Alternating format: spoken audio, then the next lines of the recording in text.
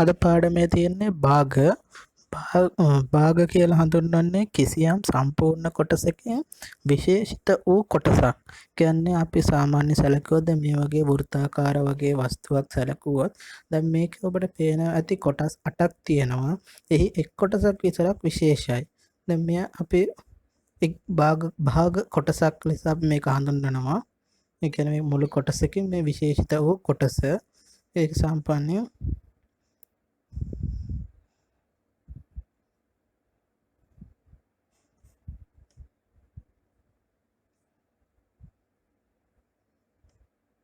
විශේෂිත කොටස් ගන්න බෙදීම මුළු කොටස් ගණන මෙහෙම තමයි භාගයක් කියන එක හොයාගන්න හඳුනගන්නේ. දැන් මේකේ තියෙනවා කොටස් 8ක්.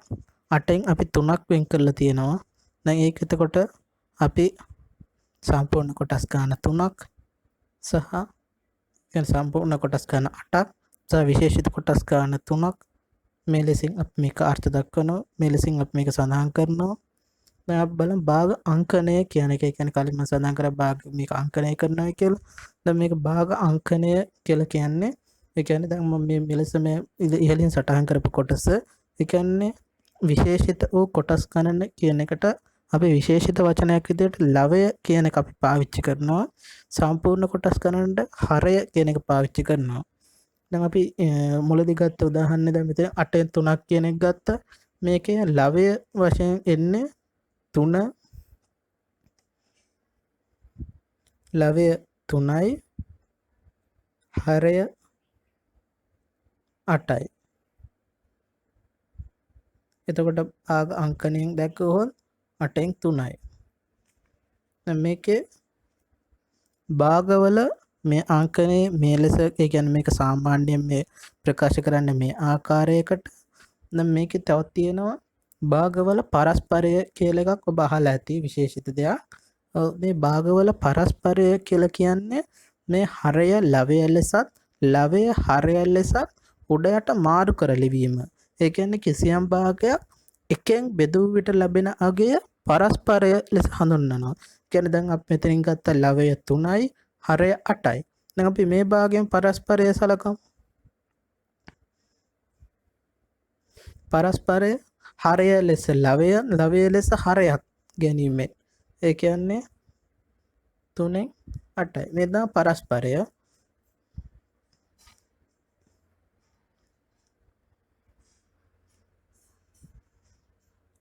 දැන් අපි භාගවල වර්ග ටිකක් අපි ඉගෙන ගමු. මේ භාගවල වර්ග තියෙනවා වර්ග මූලික වශයෙන් 5ක් ලෙසට මේක බෙදා වෙන්නවා. ඒකේ පළවෙනිම එක නියම භාග. නියම භාග කියලා කියන්නේ මේ එක එකක් ගැන අපි වෙන වෙනම සාකච්ඡා කරමු. මම වෙන වෙනම මේක සඳහන් කරන්නම්. මොකද මෙතන ඒ කියන්නේ මුලින්ම මේක එක එක භාග වර්ග මොකක්ද කියන එක විතරක් හඳුනගෙන ඊට පස්සේ මේ ගැන දීර්ඝ විස්තරයක් සලකමු. දැන් මුලින්ම එක් භාග වර්ගයක් තමයි නියම භාග කියන එක. ඊළඟට තියෙනවා ඒකක භාග, තුල්්‍ය භාග, විෂම භාග සහ මිශ්‍ර භාග. මේ එකක් ගැන සඳහන් වෙන වෙනම සලකා බලමු. බලමු මේ නියම භාග කියන්නේ මොකක්ද කියලා. නියම භාග කියලා කියන්නේ හරය විශාලයි ලවය. කියන්නේ හරය තමයි මේ නියම භාගවලදී හරය සෑම විටම විශාලයි. ඒ කියන්නේ මුළු කොටස් ගණන සෑම විටම විශාලයි විශේෂිත වූ කොටස් ගණනට වඩා. ඒ කියන්නේ උදාහරණ විදිහට ගත්තොත් භාගය 3න් 1 4කින් 5ක් 2කින් 3 වගේ මේ සංඛ්‍යාවල ඔබ බලන්න මේ හැම සංඛ්‍යාවේ හැම භාගයකම මේ ලවය කියන එක කුඩයි. මේ මෙතන ලවය 1යි, මේකෙත් ලවය 1යි, මේකේ ලවය 4යි, මේකේ ලවය 2යි. මේ ලවය 2 උනත් මෙතන හරය විදියට තියෙන්නේ 3. මෙතන ලවය 4යි, හරය 5යි, ලවය 1යි, හරය 3යි, ලවය 1යි, හරය 2යි. මේ හැම එකම හරය තමයි විශාල වෙලා තියෙන්නේ. ඒ කියන්නේ මේ හැම එකම නියම භාග. බලමු ඒකක භාග කියන්නේ මොකක්ද කියලා. ඒකක භාගවලදී විශේෂත්වය වන්නේ ලවය සෑම විටම 1යි. ලවය 1යි, හරය 1ට වඩා විශාල හෝ සමාන විය හැක. ඒ අනුව එක කියන එකත් ඒකක භාගයක්. මොකද එක කියන්නේ මේකත් සඳහන් කරන්න පුළුවන් එක යට එක ඕනෑම ඒ හැර ඕනෑම මේ එක ලවයේ එක වශයෙන් නැති ඕනෑම භාගයක් 3න් 1 4න් 1 5න් 1 මේ ආදී ලෙසට මේ ඒකක භාග නම් වෙනවා. මේ ඒකක භාගවල විශාලත්වය මේ හරය විශාල වන විට මේ භාගවල විශාලත්වය හරය විශාල වන විට විශාලත්වය අඩු වෙනවා. ඒ කියන්නේ කිසියම් වස්තුවක් දෙකට බෙදීමෙන් ලැබෙන අගයට වඩා කිසියම් වස්තුවක් තුනකට බෙදීමෙන් ලැබෙන අගය අනිවාර්යෙන් කුඩායි. එලෙසම මේක හතරකට බෙදුවොත් ඊටත් වඩා කුඩා වෙනවා. පහකට කැඩුවොත් ඊටත් වඩා කුඩා වෙනවා. ඒ අනුව සලකද්දී මේ භාගවල හරය විශාල වන තරමට හරය කුඩා වන තරමට ඒ කියන්නේ හරයේ සංඛ්‍යාව කුඩා වන තරමට මෙම ඒකක භාගවල විශාලත්වය විශාල වෙනවා. දැන් මේ තුල්්‍ය භාග අපි සාමාන්‍යයෙන් සලකන්නේ තුල්්‍ය භාග කියන්නේ කිසියම් භාගයක හරය සහ ලවය කිසියම් ගුණාකාරයකින් මෙම මම මෙලෙසින් මේක අංකණය කරලා තියෙනවා n කියලා n වතාවක් ලවය n වතාවක් හරය කියලා. ඒ කියන්නේ කිසියම් සංඛ්‍යාවකින් ගුණ කිරීමෙන් හෝ කිසියම් සංඛ්‍යාවකින් බෙදීමෙන් හෝ එක් භාගයකට සම තවත් භාගයක්. ඒ කියන්නේ විශාලත්වයෙන් තමයි මේ භාග සමාන වෙන්නේ.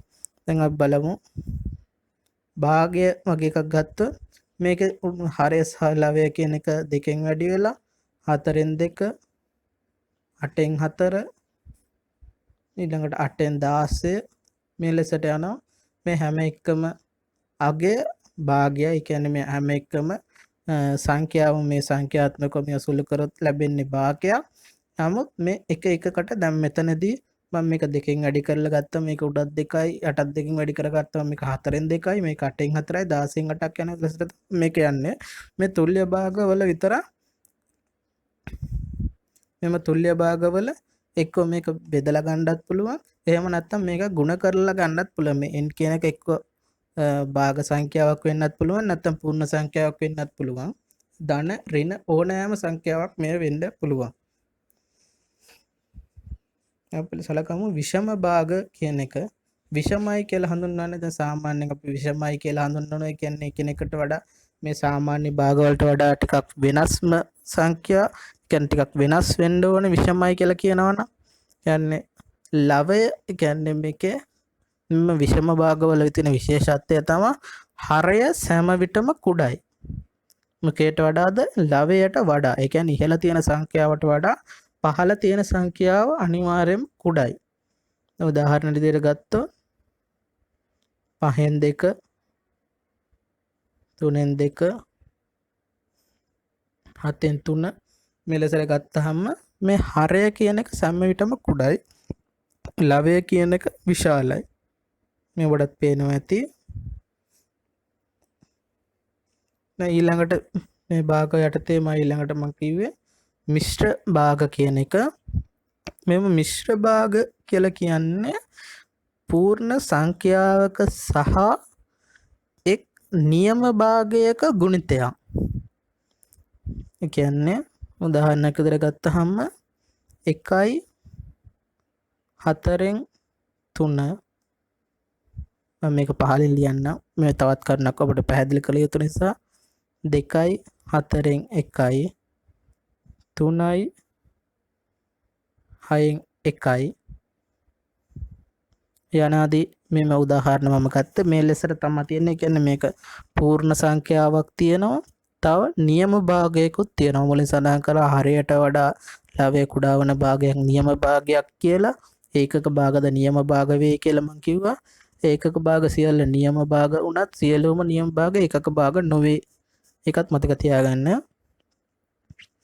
මේකේ මිශ්‍ර භාග යටතේ දැන් අපි මේක මෙහෙම සඳහන් කරලා තියෙද්දී අපි මේ සංඛ්‍යා ඒ කියන්නේ මේක දැන් මේ ගාණක් සුළු කරන්න වගේ තියෙද්දී අපි මිශ්‍ර භාග කියන එක විෂම භාග ලෙස හරවගෙන තමයි එම ගාණ සුළු කරන්නේ. අපි මේක සුළු කරන්නේ කොහොමද කියලා බලමු. මේ 4 කියන එක කියන්නේ හරයට තියෙන සංඛ්‍යාව මෙම පූර්ණ සංඛ්‍යාවෙන් ගුණ කර එයට මෙහි ලවයේ සඳහන් සංඛ්‍යාව එකතු කළ යුතුයි. ඒ කියන්නේ 4යි 4 වරක් 1 4යි ධන 3යි. කියන්නේ 7 බෙදීම 4යි මෙලෙසම 4යි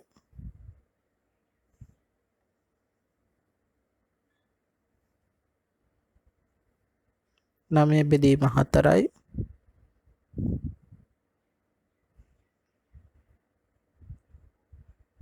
6 වර 3 18යි 1යි 19යි බෙදීම 6යි. මෙලෙස එකට අප විෂම භාග ලෙස මෙම මිශ්‍ර භාග පත් කර ගැනීමෙන් පසුව තමා ගණිතයේදී සුළු කිරීමක් කරන්නේ.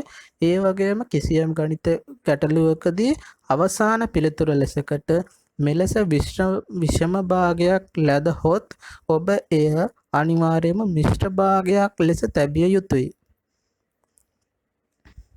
එම විෂම භාගයක් මිශ්‍ර භාගයක් ලෙස තබනවා නම් ඔබට මේක කර බැලිය හැකි. දැන් මෙතනින් බලමු මේ එක් උදාහරණයක් මම පෙන්වන්නම්. මෙම 7 කියන එක බෙදීම 4 එය අපිට ලියා ගන්න පුළුවන් මෙලෙසකට මේ අප බෙදීමක් සිදු කළහොත් 1 4යි 3යි. ඔව් මේ මෙතන තියෙන මෙම සංඛ්‍යාව කියන්නේ බෙදීම එකදී මෙතනින් ලැබෙන සංඛ්‍යාව කියන්නේ ඒක 1යි බෙදීමකට ලක් වූ සංඛ්‍යාව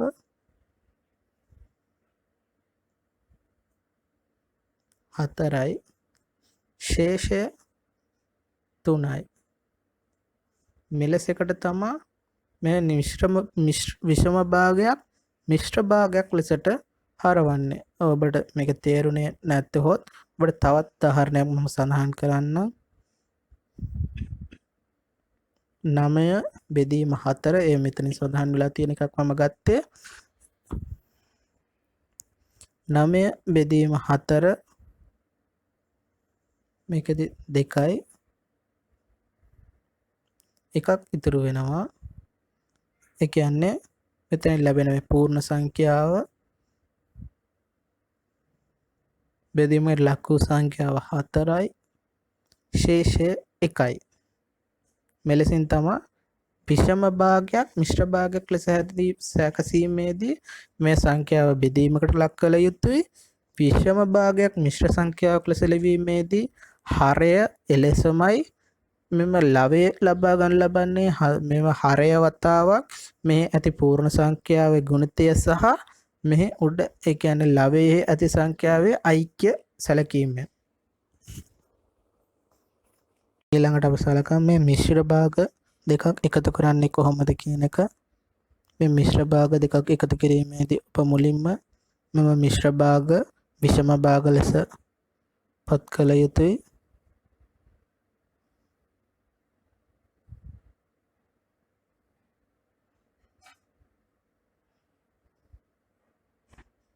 ඉන්පසු ඔබ මේ එකතු කළ යුතුයි.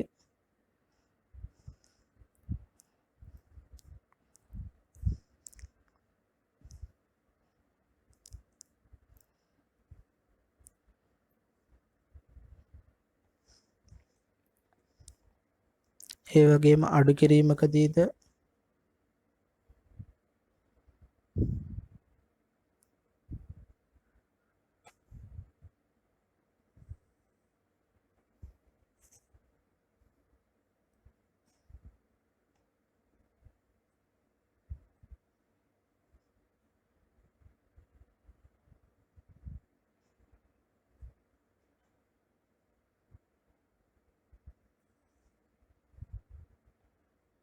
මෙලෙසින් තමයි මේක අඩු කරන්නේ.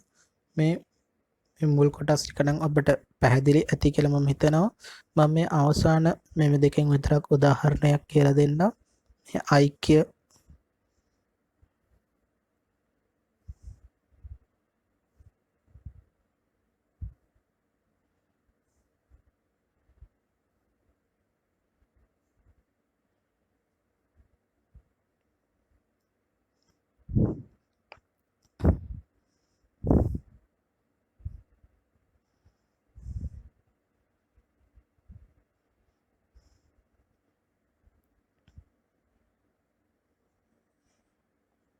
මෙලෙසින් තමා මේ වගේ මිශ්‍ර භාග ආශ්‍රිත ගණනක් ආවොත් සුළු කරන්නේ මුලින්ම විෂම භාගයක් ලෙස පත් කළා ඊට පස්සේ කුඩා පොදු හරයක් අරගෙන ඒක සුළු කරලා ගන්නවා. ඒ ලෙසම තමා මේ ආන්තරය ලබා ගැනීමදී සිදු කරන්නේ. අපි ඊළඟට බෙදීම සහ ගුණ කිරීම ආශ්‍රිත සංඛ්‍යා ටිකක් සලකා බලමු.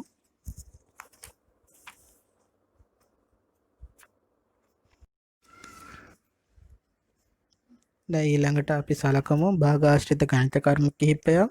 ඒකෙදී මම මෙතනදී පොදු ඒ කියන්නේ වීජීය පද ඇසුරෙන් තමයි මම මේ භාග ආශ්‍රිත ගණිත කර්ම කියන එක පැහැදිලි කිරීම සිදු කරන්නේ. මොකද මේක සංඛ්‍යාත්මක අගයන් වලින් කරන්න පුළුවන්. එහෙම සංඛ්‍යාත්මක අගයන් වලින් ගත්තොත් සමහර විට සමහරට මේ පැටලීම් සහගත තත්ත්ව ඇති විය හැකි කියලා හිතලා තමයි මේ විදිහට කරන්නේ. මේකේ මුලින්ම තියෙන්නේ එකතු කිරීම සහ අඩු කිරීම කියන එක තමයි අපිට සලකන්න තියෙන්නේ. මේ භාග එකතු කිරීමකදී සහ අඩු කිරීමකදී ඔබ සිදු කළ යුත්තේ හරයන් සමාන කර ගැනීමයි පළමුවෙන්ම.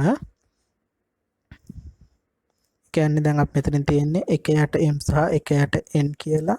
දැන් ඔබ මේ භාග සඳහා භාග ඔබ එකම පොදු හරයකට ගැනීමේදී ඔබ මේ භාග අතර හරයන් අතර කුඩා පොදු හරයක් ලබා ගන්න. ඒක තමයි පළවෙනිම පියවර. ඒ කියන්නේ මෙතන m 1යට m සහ 1යට n තිබෙන නිසා මේ n ගෙන් ඉහළ පහළ දෙකම මම වැඩි කරනවා. මේක m ගෙන් ඉහළ පහළ දෙකම වැඩි කරනවා.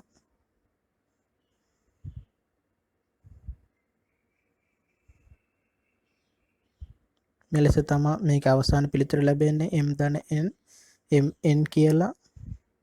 ඔබට මේ එකවරම ලබාගත හැකි ඒකක භාගයක් බැවින් ඔබට එකවරම මේකේ පිළිතුර ලබා ගැනීමට අවශ්‍ය නම් ඔබ මෙහි පහළ පද ඒ කියන්නේ මේ හරයන් දෙක එකිනෙකට මේ එතන එකතු කිරීමක් තිබියදී හරයන් දෙක එකිනෙක ගුණ කරන්න. ඒවට ලැබෙන්නේ mn. ඉන්පසු මෙම හරයන් දෙකේ ඓක්‍ය ලබා ගන්න. මේක ඒකක භාග වලට සඳහා පමණයි. ඊළඟට මේ ඒකක භාග අඩු කිරීමේදීත් ඔබ මුලින්ම හරයන් පොදු හරයන් ලබා ගන්න ඕනේ.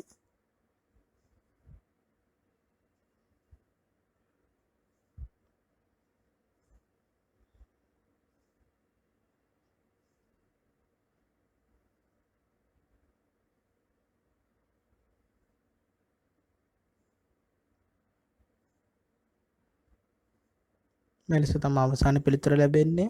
මෙම ඒකක භාගයක් බැවින් මෙය අඩු කිරීමකදීද ඔබට පොදු හරය ලෙසට මෙම හරයන් දෙක ගුණ කර ඉන්පසු මෙම අඩුවන සංඛ්‍යාව ඒ කියන්නේ මෙතනින් තියෙන මෙම කිසියම් සංඛ්‍යාවකින් මේ සංඛ්‍යාව අඩු වෙනවා නම් මෙම අඩුවීමකදී මෙරින් ලකුණකදී සාමිටම දකුණු පැත්තෙන් ඇති සංඛ්‍යාවේ හරයෙන් මෙම වම් පැත්තේ ඇති සංඛ්‍යාවේ හරය අඩු කරන්න. එවිට ලැබෙන්නේ මෙම ඉහත පිළිතුරම එක්වරම අපිට ලබා ගත හැකියි.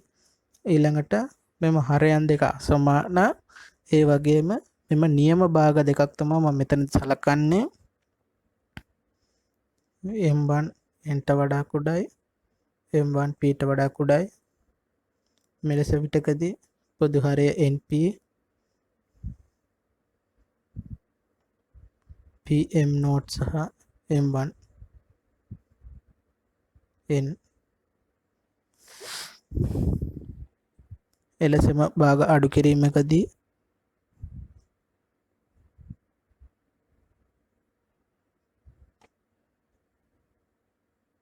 මේවට පසුව ඔබ ගණිත සංඛ්‍යාත්මක සංඛ්‍යා ආදේශ කළ ඔබ සුළු කර බලන්න.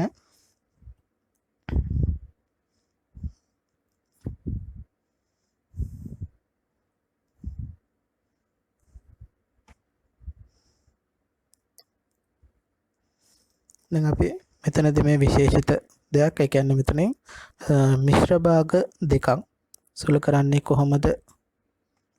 මෙතනදී PST න PQ මේ ඔබට අවශ්‍ය නම් මේ P කියන පදය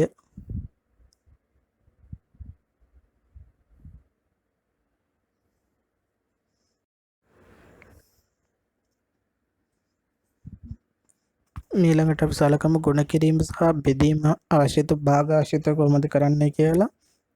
ගුණ කිරීමකදී සහ බෙදීමකදී ඔබට මේ හරය සමාන කිරීමක් සිදු කළ යුතු අවශ්‍යතාවයක් නොවේ. මොකද මේ හරය සහ ලවය කියන දෙකම වෙන වෙනම ගුණ වන නිසා. ඒ කියන්නේ හරය හරයත් සමගත් ලවය ලවයත් සමගත් ගුණ වෙනවා. මෙහිදී ඔබට පළවෙනි මේක ලෙසම m බෙදීම n p බෙදීම q ලෙස සලකලා තියෙනවා. මේ කියන්නේ මේ උදාහරණ විදියට අරන් තියෙනවා කොටස් 6ක් ගණන් 6ක්. මේ ආකාර ගණන් 6න් පමණයි ඔබට විභාගයේදී ගැටලු ලැබෙන්නේ. ඒ කියන්නේ ගැටලු ලැබිය හැකි සියලුම ආකාර මෙයයි. මේ පොදු ආකාරයක් ලෙසට තමයි මේක සලකලා තියෙන්නේ.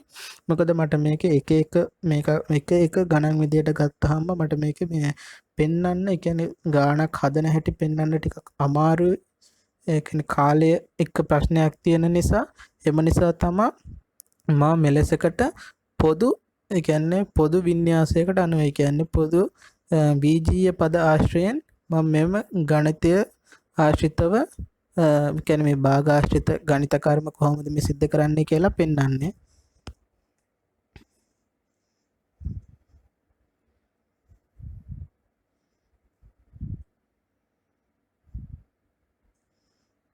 මේ පළවෙනිම කලෙස තියෙන්නේ m බෙදීම n p බෙදීම q ගුණිතය. ඔබ හරය සමගත් ලවය සමගත් ගුණ කරන්න. ලවය සමගුණ කළ විට mp, හරය සමගුණ කළ විට nq. මේ තමයි අවසාන පිළිතුර. එලෙසම බෙදීමකදී ඔබ සිදු කළ යුත්තේ කිසියම් සංඛ්‍යාවක බෙදීමකින් පසුව ලැබෙන සංඛ්‍යාව. ඒ කියන්නේ මේ බෙදීමේ ලකුණට දකුණු පසින් ඇති සංඛ්‍යාවේ පරස්පරයෙන් මෙම වම් පස ඇති සංඛ්‍යාව ගුණ කිරීමයි. ඒ කියන්නේ m බෙදීම n මේ ගුණ කළ යුතුයි. ඒ කියන්නේ මේ බෙදීම ගුණ කිරීමක් ලෙසටපත් වෙනවා. මෙම p බෙදීම q යන්න පරස්පරය ලෙසට ගත්තාම q බෙදීම p ලෙසටපත් වෙනවා. ඒකට mq මෙලෙසයි පරස්පරයට අපි මේ බෙදීමේදී පරස්පරය ගන්නේ කියන එක ඔබට සඳහන් කරනවා නම් දැන් මෙතනදී m බෙදීම n බෙදීම p බෙදීම q කියලා ගත්තාම මේක බෙදීමක් විදියට තියෙද්දි m බෙදීම n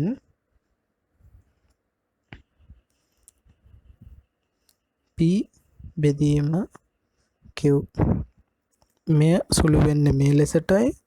දැන් මේක සුළු වෙද්දි මෙම m සහ මේ q එහෙම නැත්නම් මේ n සහ මේ p කියන එක එකට තමයි මේ ගුණවීමක් සිද්ධ වෙන්නේ. np මේ m සහ මෙතන ඇති q. මේක තේරුම් නැත්නම් මෙහෙම තමයි මේක වෙන්නේ. ඒ කියන්නේ මේක පරස්පරය ගන්න කියලා මම එකපාරම කිව්වේ. මොකද මේක බෙදීමකදී මේක m බෙදීම n p බෙදීම q ගෙන් බෙදීමේදී පිළිතුරු ලෙසට ලැබෙන්නේ මෙම m q ගෙන් ගුණ වීමෙන් සහ n p ගෙන් බෙදීමෙන් ලැබෙන අගයක් බැවින්. ඊළඟට මම මෙම නියම භාගයක් සහ ඒ කියන්නේ මේක නියම භාගයක් වෙන්න පුළුවන්, විෂම භාගයක් වෙන්න පුළුවන්, ඕනෑම භාගයක් සහ මිශ්‍ර භාගයක් ආශ්‍රිතව කොහොමද ගුණවීමක් සිද්ධ වෙන්නේ කියන එක සලකමු. ගුණවීමකදී මම මුලින්ම කියන්නේ මේ මිශ්‍ර භාග කියන එක මුලින්ම හඳුන්වා දෙන්න කියලා දුන්නා. මේ සෑම විටම මෙලෙස විෂම භාගයක් ලෙසට පත් කළ තමයි ඔබ සුළු කළ යුත්තේ කියා.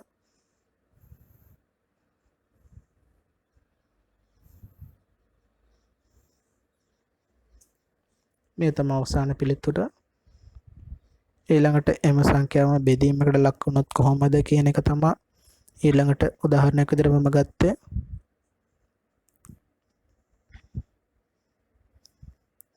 මම මෙහිදී ලබාගත් සංඛ්‍යාවම ඒ පරස්පරය මම මෙතනදිත් භාවිත කරනවා. මොකද ඒක එකපාරක් සාදා ඇති බැවින්.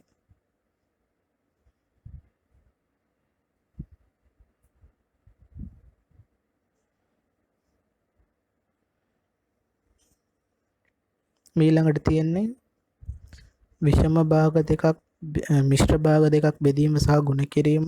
මිශ්‍ර භාග දෙකක් ගුණ කිරීම සහ බෙදීමේදී ඔබ මේ මිශ්‍ර භාග දෙකම මුලදී විෂම භාග දෙකක් බවට පත් කළ ගත යුතුයි. මේදී පරස්පරයයි ගන්න. මම මේ පරස්පරය කෙලින්ම මෙතනින්ම ලියන්න.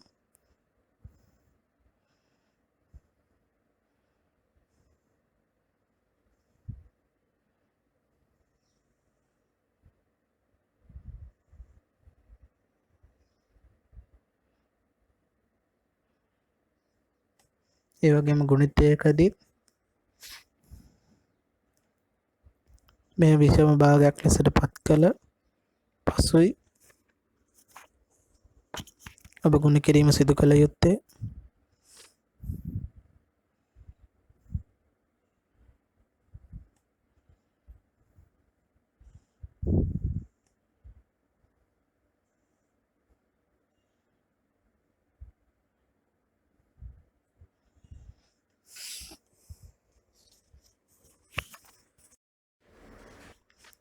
මීළඟට සලකමු භාග ආශ්‍රිතව කර්මයන් කිහිපයක් ඇති විට සුළු කිරීමේ සම්මත ක්‍රමය එක් කොහොමද සිදු කරන්නේ කියලා.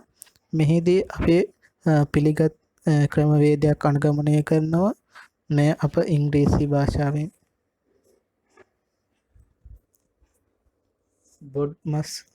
බොඩ්මස් ලෙස අපි මේ අර්ථය කියන්නේ මේක කෙටි කරලා මේක අපි සඳහන් කරනවා.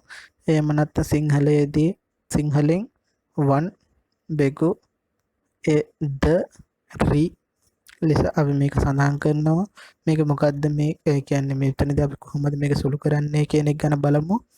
මෙහිදී මම මේ ගණන් වශයෙන් කියලා දෙන්නම්. මොකද මම මේක ගණන් ටික මම මුලදී කියලා දුන්නා. මේක කියන්නේ එක එක කර්මයන් වලදී කොහොමද කරන්නේ කියන එක ගැන. මම මෙතනදී මේ සුළු කිරීම සම්මත ක්‍රමය ගැන විතරයි කියලා දෙන්නේ. මේකේ මුලින්ම තියෙන්නේ වරහන් කියන්නේ B කියන්නේ B අකුරෙන් අපි සඳහන් කරන්නේ බ්‍රැකට්. ඒ කියන්නේ වරහන් කියන එක. ඒ වරහන් කියන එකත් මම පස්සුව සඳහන් කරන්න කොහොමද කියන එක. වරහන් වලත් අපි තියෙන වරහන් වර්ග. එම වරහන් වර්ග එකිනෙකේදී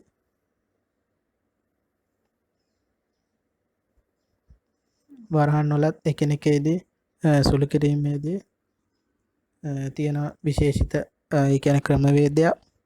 ඊළඟට of ඒ කියන්නේ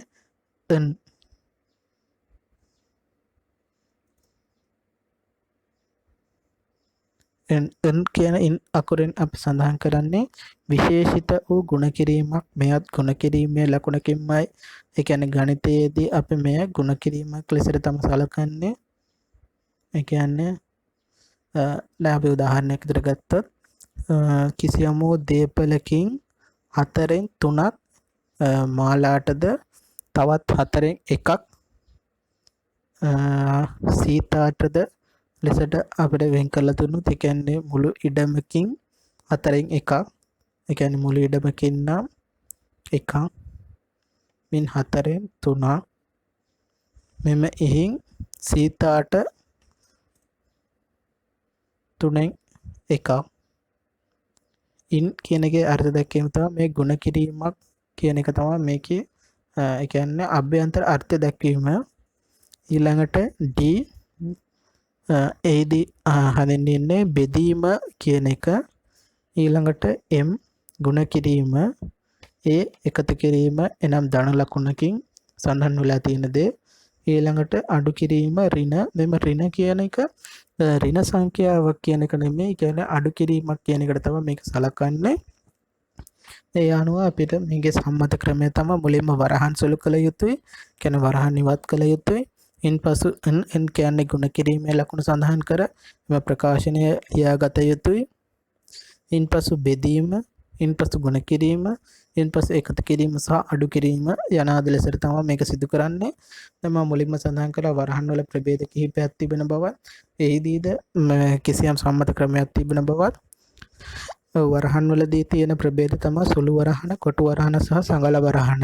සුළු වරහන කියලා කියන්නේ ඔබට ඊටාම පහසුම වරහන. ඒ කියන්නේ මේ සඳහන් කරලා තියෙන මේක සුළු වරහන. මේ සුළු වරහන. මේ කොටු වරහන ලෙසට තියෙනවා. මේක සංගල වරහන කියලා මේක හඳුන්වනවා.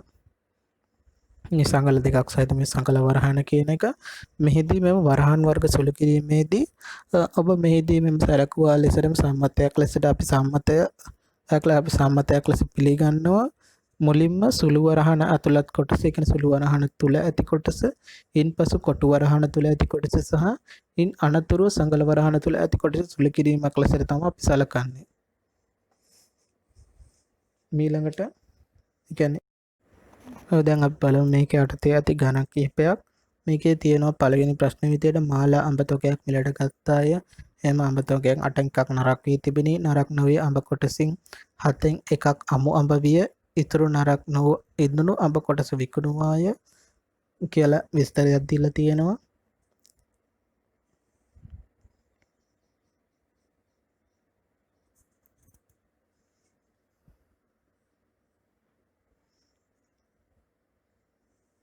ඔබ මෙහෙම ගානක් දීලා තිබ්බොත් ඔබ මුලින්ම මේකන ඒ කියන්නේ කෙටි සටහනක් විදියට ඔබ ලියා ගන්න. මුළු ඒ කියන්නේ මාලා අඹ තොගයක් මිලට ගත්තාය කියලා දීලා තියෙනවා. එම අඹ තොගේ මුළු අඹ තොගයත් ඒක එක ලෙසට සඳහන් කළ ගන්න.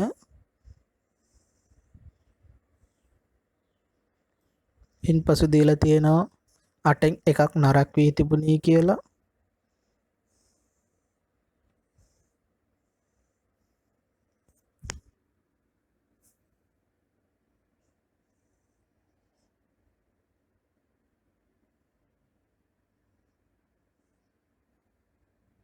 නරක් වෙලා තිබ්බේ 8න් එකයි. නරක් වී තිබුණලු 8න් එකක්.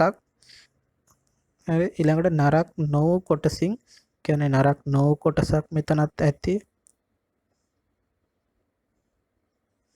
මෙම අඹ තොගේ එකක් නම් 8න් එකක් නරක් වී තිබුණේ නම් ඉතිරිය වෙන්න ඕනේ 8න් 7ක්. මේ තමයි නරක් නොව අඹ කොටස. එම නරක් නොව අඹ කොටසින් 7න් එකක් අමු අඹ. ඒ කියන්නේ මේ නරක් නොව අඹ කොටසින් අමු සහ ඉදුණු කියලා අපිට වෙන් කරන්න පුළුවන්. එම 8න් 7කින් 7න් එකක් අමු අඹ උනා කියලා කියනවා. එහෙමනම් 7න් 6ක්ම තිබිලා තියෙන්නේ ඉදුණු අඹ.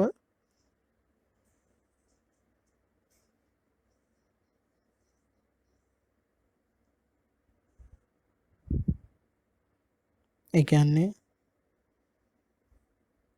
මාල ළඟ තිබ්බ අඹ තොගය එක එකයි.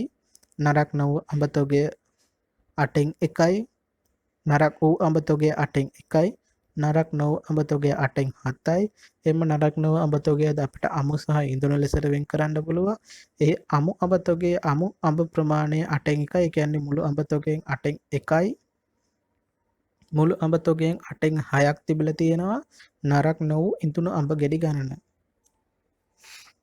අපි මේකෙදි දැන් පළවෙනි ප්‍රශ්නේම අහලා තියෙන්නේ නරක් නොව අඹ ප්‍රමාණය මුළු අඹ තොගයෙන් කවර භාගයක්ද කියන එක.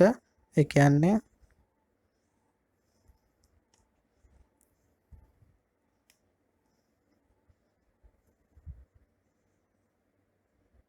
නරක් නොව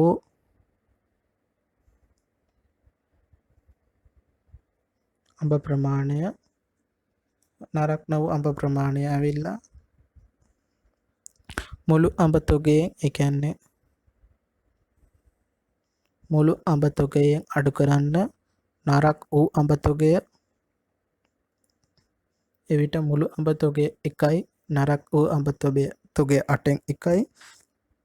එනම් නරක් නොවූ අඹ ප්‍රමාණය 8න් 7යි. මීළඟට අහන විකුණු අඹ ප්‍රමාණය මුළු අඹ ප්‍රමාණයෙන් කවර භාගයක්ද කියලා. මේකෙද මුලින්ම කියලා තිබ්බා නරක් නොවූ අඹ ප්‍රමාණයෙන් 7න් එකක් අමුයි කියලා. ඒ කියන්නේ නරක් නොවූ අඹ ප්‍රමාණයෙන් 7න් එකක් අමුයි කියලා. එනම් නරක් නොවූ ඉඳුණු අඹ ප්‍රමාණය තමයි විකුණලා තියෙන්නේ. ඒ කියන්නේ විකුණු අඹ ප්‍රමාණය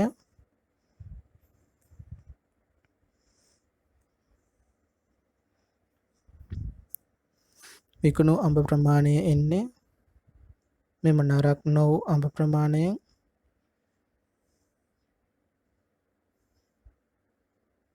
අඩු කළ යුතුයි. අමු අඹ ප්‍රමාණ නරක් නො වූ අමු අඹ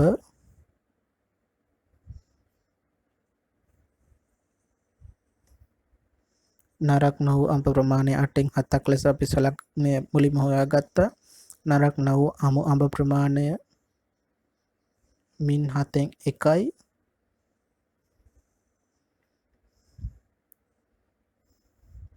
කියන්නේ 8න් 6ක ප්‍රමාණයක් විකුණලා තියෙනවා. ඒ හින්දා තමයි මුලින්ම කිව්වේ මේ ලෙසට ඔබට පුළුවන් නම් කෙටි සටහනක් සඳහන් කරගන්න කියලා. ඒ විදිහට සටහන් කරගත්තොත් ඔබට මේ ලෙසට ගණන් හදාගෙන යන්න ලේසියි. මීළඟට තියෙනවා මිලටගත් අඹ තොගය. මිලටගත් අඹ ප්‍රමාණය 400යි. නරක් නො වූ ඉඳුන අඹ ගෙඩියක් රුපියල් 10ක් ගානේ විකුණලා තියෙනවා නම් කොපමණ මුදලක් ලැබෙනවාද කියලා.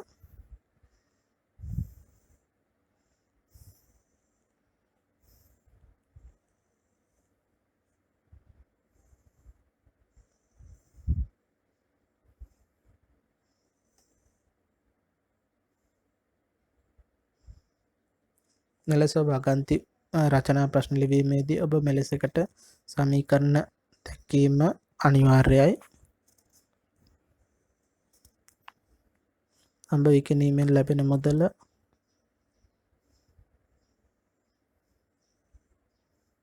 විකුණු අඹ ප්‍රමාණය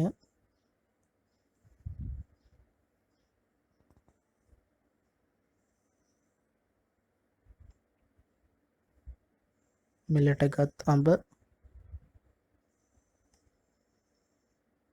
අඹයක මිල විකුණුවේ 8න් 6යි. මිලදී ගත්ත හැබැයි ගෙඩි 400ක්. අඹයක මිල රුපියල් 10යි. ඒ කියන්නේ අඹ විකිණීමෙන් රුපියල් 3000ක මුදල මාලාට ලැබෙනවා. මීළඟට මිලදීගත් මිලට වඩා 120ක වැඩි මුදලක්. ඒ කියන්නේ මෙයාගේ ලාභය ලෙසට 120කට මුදලක් ලැබිලා තියෙනවා. ඒ කියන්නේ මුළු මුදල. ඒ කියන්නේ මෙතන රුපියල් 3000කින් මෙයාගේ ලාභය ඇවිල්ලා 120යි. එතකොට අහලා තියෙන්නේ මෙය මිලදීගත් මුදල. කියන්නේ මෙම අඹ තොගය මිලදීගත් මුදල කොපමණද කියන එක තමයි.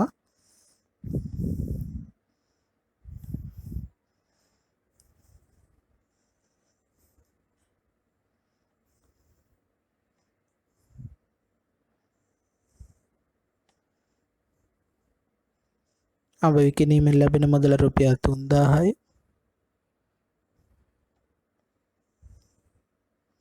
100කට නම් 100 ඒ කියන්නේ 100කට 20කට වැඩි මුදලක් කියලා කියන්නේ 100කට නම් 20යි. ඒ කියන්නේ 100කට ගත්තාම 120ක් ලැබෙනවා. ඒ කියන්නේ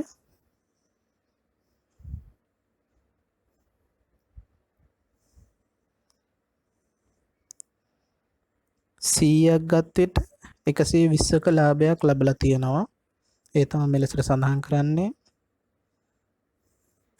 ඒ අනුව අඹ තොගය මිලදීගත් මුදල රුපියල් 2500යි. මේ තමයි අවසාන පිළිතුර.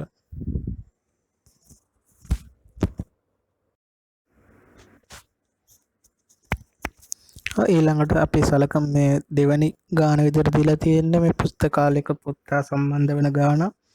මේකේ දැන් දීලා තියෙන ආනන්ද එයාගේ සත්ව පුස්තකාලයක් පවත්වාගෙන යනවා කියලා. එම පුස්තකාලයෙන් ඔහු පොත් මේ පරිත්‍යාග කරලා තියෙනවා. සහ මේ පොත් වලින් කොටසක් අසල්වැසියන්ට දීලා තියෙනවා. සහ ඉතිරි කොටස විකුණලා තියෙනවා. දැන් අපි බලමු මේ ගාන කොහොමද කරන්නේ කියලා. දැන් ආනන්ද සත්ව තිබ්බ මුළු පොත් ගාන මෙතනදී අපිට දීලා නැහැ. හැබැයි අපිට මේක දීලා තියෙන ආනන්ද සතු පොත් ගණනෙන් 6න් එකක්. කියන්නේ ආනන්ද සතු පොත් ගණන එකක් ලෙසකට සලකමු. 6න් එකක් ළමා පොත් තිබිලා තියෙනවා. 4න් එකක් සාහිත්‍ය පොත් තිබිලා තියෙනවා. දැන් මේ දෙක පරිත්‍යාග කරලා තියෙනවා. මේ පොත් දෙක පරිත්‍යාග කරලා තියෙනවා. දැන් එතකොට අපිට සලකන්න තියෙන පළවෙනි ප්‍රශ්නේ විදිහට දෙලා තියෙන පරිත්‍යාග කළ මුළු පොත් ගණන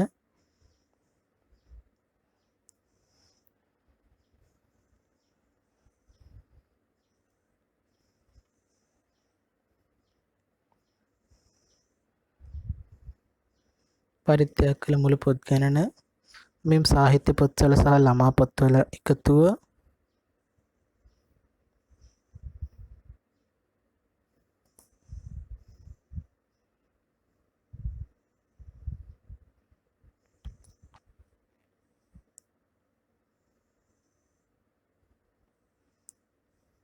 ළමා පොත් ගණන 6න් එකක් සහ සාහිත්‍ය පොත් ගණන 4න් එකයි. මේ දෙකේ පොදු හරය 12යි.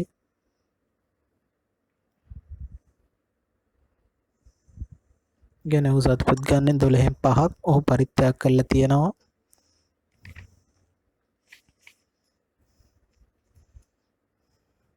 දැන් ඊළඟට දීලා තියෙන පරිත්‍යාග කළ පොත් ගණන 150ක් නම් මුලින් තිබූ පොත් ගණන කොපමණද කියලා.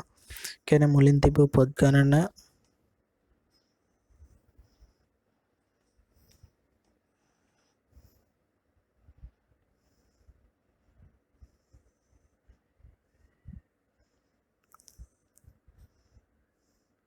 පරිත්‍යාග කරන ලද පොත් ගණන 150ක් නම් එයින් 12න් 5ක් නම් පරිත්‍යාග කරලා තියෙන්නේ. ඒ කියන්නේ 5න් 12ක ප්‍රමාණයක්. ඒ කියන්නේ මේ පරිත්‍යාග කළ මුල් පොත් ගණනින් පරස්පර ප්‍රමාණයක් මෙහි මුලින් තිබිය ඒ කියන්නේ මෙහි මුලින්ම තිබිය යුතුයි. එහෙම නැත්නම් අපිට පැහැදිලිවම සඳහන් කරොත් 12ක ඒ කියන්නේ පරිත්‍යාග කළ මුළු පොත් ගණන මුළු පොත් ගණනකින් 12කින් 5ක් නම් මුලින් තිබූ පොත් ගණන 150ක් නම් ඒකකයක ඒ කියන්නේ එක් ප්‍රමාණයක් එන්නේ 30යි. ඒ වගේ පොත් 12 ප්‍රමාණයක් ඒ කියන්නේ පොත් 360ක් මුලින් තිබිලා තියෙනවා.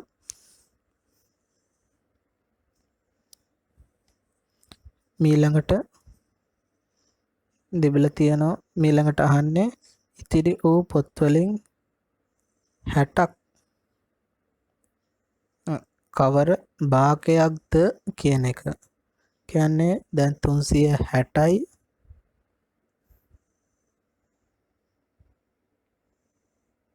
කියන්නේ ඉතිරි පොත් වලින් 60ක් තම අසල්වැසියෙකුට දීලා තියෙනවා. එතකොට ඒ දීලා තියෙන කොටස කොපමණ භාගයක්ද කියලා තමයි දීලා තියෙන්නේ. එතකොට ඉතිරි පොත් වලින් 60ක්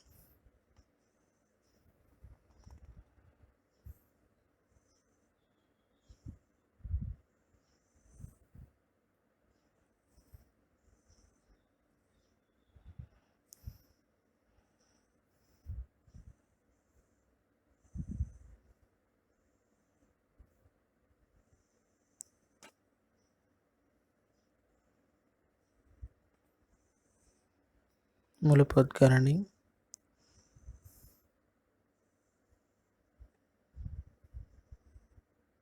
අසල්වැසියාට දීලා තියෙන්නේ පොත් 60යි. මුලින් තිබ්බ පොත් 360ක්. ඒ කියන්නේ 6න් එක කොටසක් මොහ අසල්වැසියාට පරිත්‍යාග කරලා තියෙනවා. ඊළඟට ඉතිරි පොත් ගණනින් 5න් 3ක් විකුණුවා කියලා දීලා තියෙනවා. එතකොට විකුණපු පොත් ගණන කොච්චරයිද කියලා අහලා තියෙන්නේ. ඒ කියන්නේ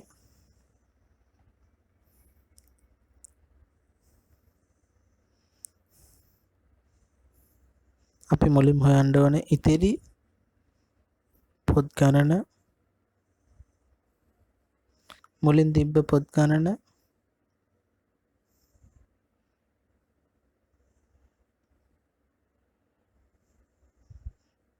ඍණ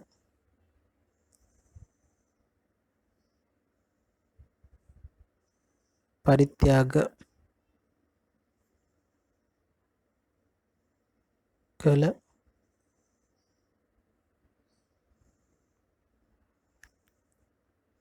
පොත් ගණන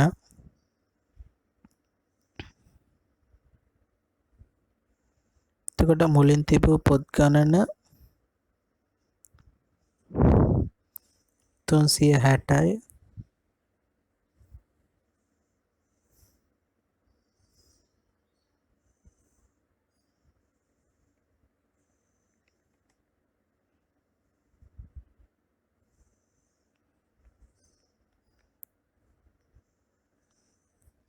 කියන්නේ පොත් තව 150ක් ඉතුරු වෙලා තියෙනවා.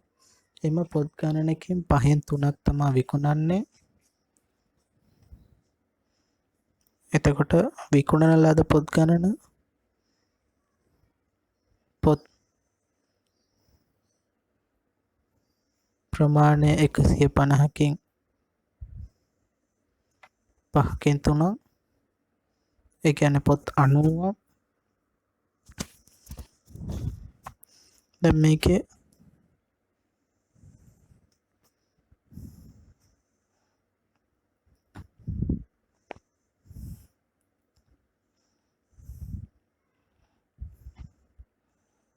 විකුණු පොත් ගණන මුළු පොත් ගණනට දාන අනුපාතය